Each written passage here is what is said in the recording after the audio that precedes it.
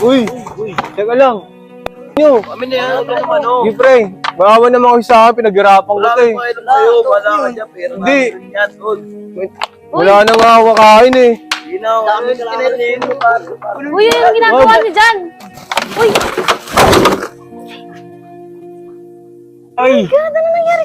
Oh, Joseph! dugo. Oh my God! Tara, pumunta tayo sa bahay. Wala lang. Tumayo ka dyan, Ay. bilisan mo.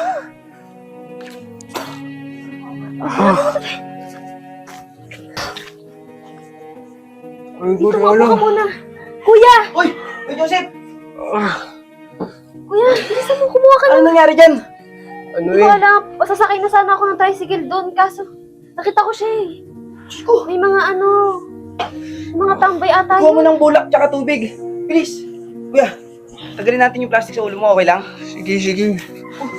Tumama kasi yung ano ko eh. Inaagaw yung kalakal ko ng mga tambay. Pag agawan namin, tumama ako dun sa inigang ko. Ano yan? Ngayon lang? Oo.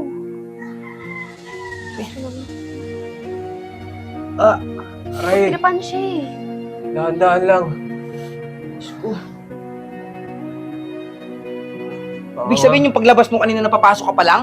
Oo, nakita ko na siya doon. Sakay na nga sana ako. Tol, ako Joseph, okay lang ba na maligo ka? Sige, sige. Maligo para ano. Paliguan Hugasin natin. yung sugat ko. Kuha mo siya ng damit mo na. Dali, igiyak mo habang pinupunasan ko. Diyos ko, Kuya Joseph. Saan ka galing kasi? Diyan lang, naabutan ako kasi ng ano eh, ng ulan eh. Tapos Alam mo- pagod pa ako. O, ito na, bilisan mo, paliguan mo na. Alam mo, ngayon ang hirap sa mga kabataan ngayon eh. Dahan-dahan lang, sakit. Bakit inuunan nila yung trip-trip na yan eh? Wala nang papala dyan.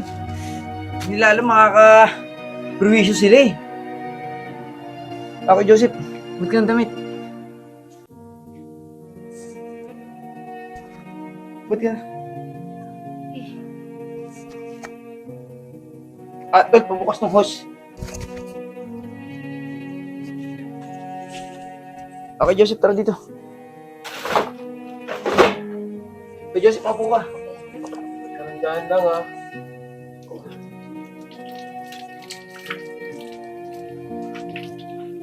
Bakit di ka nalang pumunta dito kayo ng umaga kay Joseph? Nahihiya rin kasi ako eh. Kasi tumingin na ako kayo na dito sa inyo, sarado.